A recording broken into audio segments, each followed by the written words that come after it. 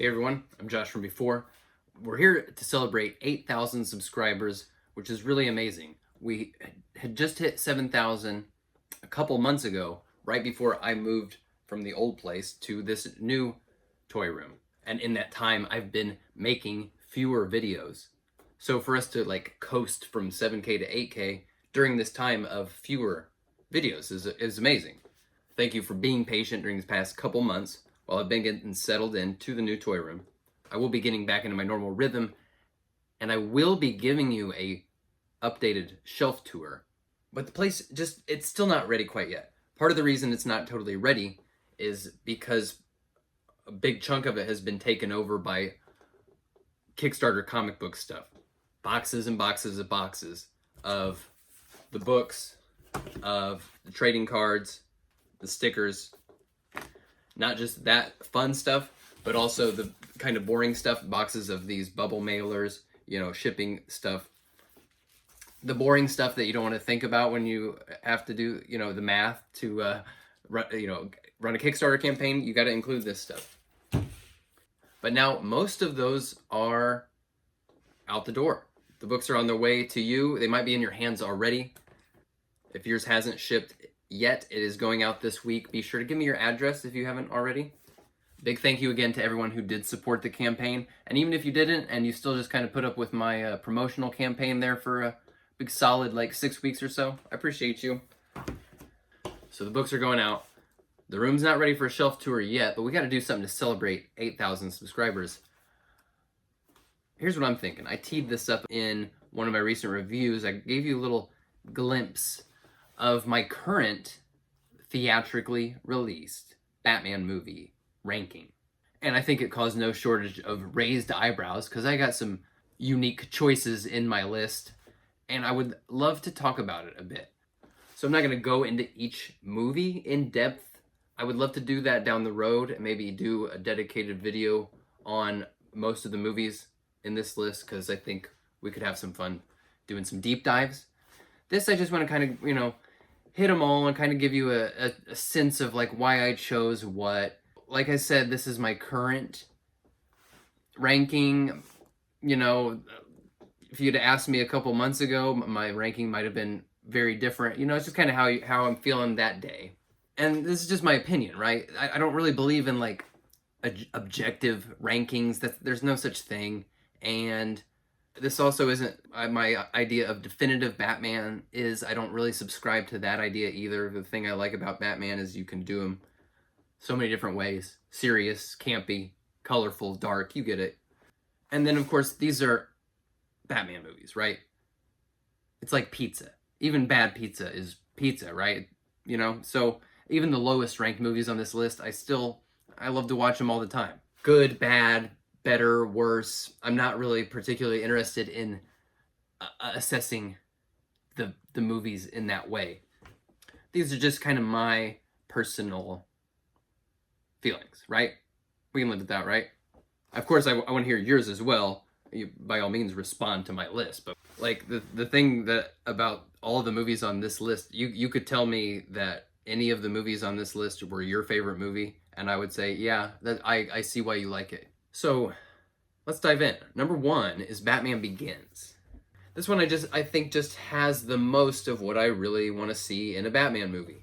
It's got a little bit of grim and gritty. It's got a little bit of broad and fun and silly. It's got an excellent Gotham City. I think the Nolan Gotham City got a little bit more sanitized and less interesting over the course of that trilogy, where I just love the big soundstage sets of Batman Begins. And like I said, it balances the tone really well. I do think you need a little bit of camp, a little bit of goofiness, a little bit of fun mayhem in your Batman. And Christopher Nolan has a reputation for being very dry and humorless, and I don't think this movie is humorless. I think it's actually pretty charming and fun. So number 2 is far more controversial, I think. It is Batman Forever.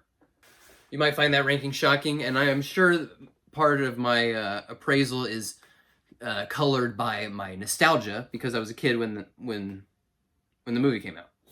But I also just think it has so much of what I want to see in a Batman movie. It's got bright, colorful villains in highly designed, themed hideouts robbing banks with outlandish city-spanning plots.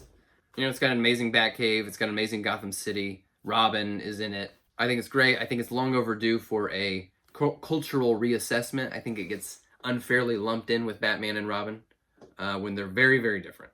Now we get to number 3, The Dark Knight. Probably the closest thing on this list to like a quote-unquote perfect movie. But even more so than Batman Begins, this is kind of where Christopher Nolan starts defining what his Batman is by removing a lot of elements from the chessboard and creating a world that is a bit more specific and grounded and doesn't quite have as much of the heightened reality that Batman Begins had. So, again, it's a perfect movie, unimpeachable quality. I just can't quite give it the number 1 or even number 2 spot. I think it's unfair to have both 2 Nolan movies in the number 1 and 2 spot. I don't think it doesn't sit right with me. And then we get to Batman '89, which is another one. You know, I was 5 years old when this movie came out. This is more or less my Batman, the one that I grew up with the most. But there are so many elements of this movie that are not at all what we really think of when we think of the characters Batman or the world of Batman. It does get by very heavily on just vibes alone because a lot of the story is very, very boring and tedious and hammy and not actually that compelling. So there's certainly a special place in my heart for '89, but I can't quite give it, you know, one of those top spots. Then we get to my number 5. It's the Matt Reeves Batman. I could see this one moving higher up or lower in the future, kind of depending on what direction the sequels take. I know this was like touted as a grim and gritty Batman, but I really, really love a lot of the heightened details, you know, stuff like the camera contact lenses, the fictional futuristic drug, the drops. While they claim it's grim and gritty, I could see a sequel to this movie where it is Colin Farrell's Penguin in that more comic style Iceberg Lounge. I could see it happening. I could see Mr. Freeze showing up in one of those. I could see Paul Dano's Riddler becoming a more comic accurate, or however you want to phrase that, Riddler. Now we get to my number 6, Batman Returns.